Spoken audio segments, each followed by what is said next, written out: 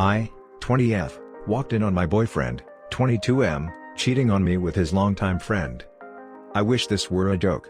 My heart physically hurts just typing this out. My boyfriend, who I'll call K, and I have been dating for 4 years. After high school he asked me to move in with him in a different state. I agreed so that we could be together while we attended college. Over the years we made amazing friends here, and he was just as kind to me as when we first started dating. Cute awkward text messages, surprise gifts and flowers at least once every 2 weeks. We had a date night every Thursday after work as well. We were both from well-off families, so we never struggled financially. He also told me he loved at least once a day. Well, last week I got out of work early. I was in a good mood because Kay had sent flowers to my workplace and ordered me Chinese for lunch, because I had mentioned that I had a taste for it the night before. On my way home from work I picked up some of his favorite donuts and went home. When I walked in the door, I could immediately hear the moaning. I walked to our bedroom to see that our friend Ellie was on top of him. My heart dropped. They'd known each other for 10 years, but they were never close, or so I thought. They didn't notice me until I dropped the donuts in shock. They quickly covered themselves up and Kay got up to try and explain the situation to me, but I wasn't hearing any of it. I packed a bag and left to my friend's house. I've been here for the last week trying to rationalize everything. H's been calling me and texting me, telling me he loves me and that he doesn't know why he did this. H's been asking me to come back. Where did I go wrong? Was I not satisfying him enough? I just don't understand why he would do this to me. I have no idea what to do moving forward.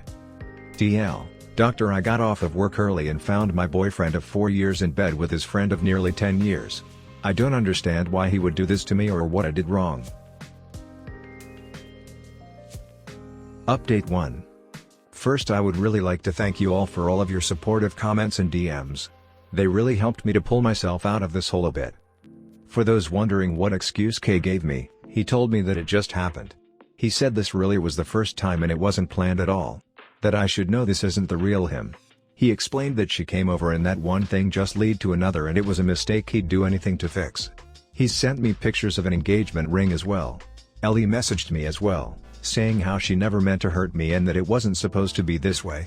Kay is still bombarding me with messages apologizing and asking for forgiveness.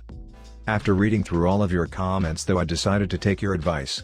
This morning I called my friend Ian and explained the situation to him. I asked him if he'd be willing to come with me and help me to grab my things while Kay was at work tomorrow morning.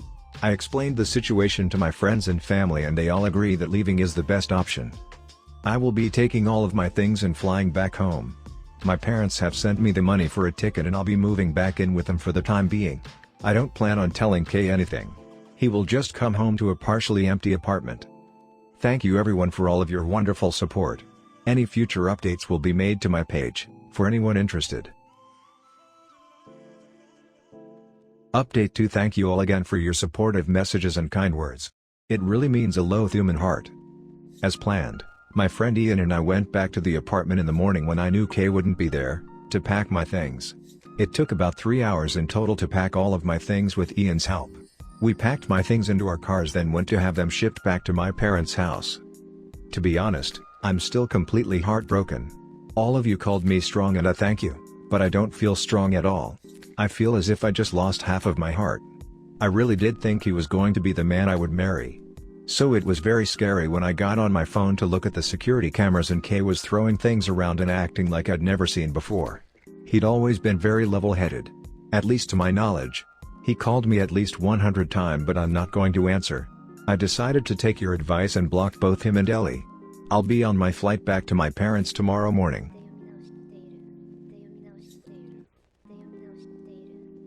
Update 3. Thank you everyone for such supportive messages. For anyone who didn't see the update on my page, this is what happened. As planned, my friend Ian and I went back to the apartment in the morning when I knew Kay wouldn't be there, to pack my things. We packed my things into our cars, then went to have them shipped back to my parents' house. I got on my phone to look at the security cameras and Kay was throwing things around and acting like I'd never seen before. He'd always been very level-headed. So that was scary to me. He called me at least 100 times, but I'm not going to answer. I decided to take your advice and block both him and Ellie. I'll be on my flight back to my parents tomorrow morning. Sorry it took so long for an update. A lot of crazy things happened after I got to my parents. As I was getting settled in, it turns out that a mutual friend of ours told Kay what I was doing, and he thought it would be a good idea to come to me in person to beg for forgiveness. To be honest, I almost had a moment of weakness until it became apparent that he didn't come alone. He brought Ellie with him. He said it was because he figured with her also guaranteeing that it wouldn't happen again, I would believe him and go back to him. Ellie also decided this was the best time to admit that she was pregnant and that Kay might be the father. Kay said that even if he was the father, he would only be there for the baby. That his heart would only belong to me. I was furious and heart was broken all over again. This also made it very apparent it was indeed not the first time.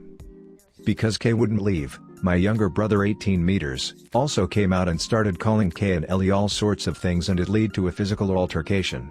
My little brother punched him in the face, and thankfully Kay took that as a sign to leave.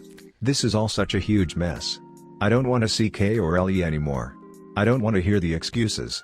My heart feels like it's been ripped apart. They can have each other for all I care. If I post more updates, they will likely be on my page for anyone interested. Really, thank you all for all your kindness. Thank you for calling me.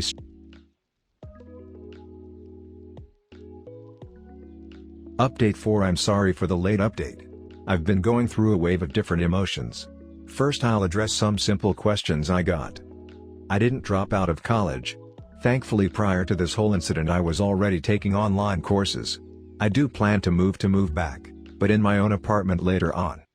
Now, as for what happened next between Kay and I, he came back twice to try and apologize and ask me to reconsider. He reminded me about how I said I had never felt this way for someone before and that ending this would be a mistake. That we could work through these problems, if I give him a chance.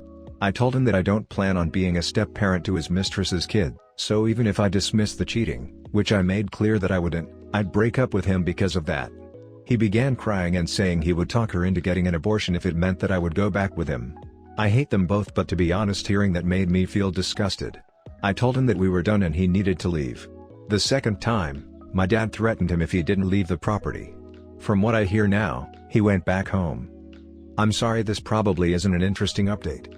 But thank you all for your support. Your comments really helped me stand my ground on this.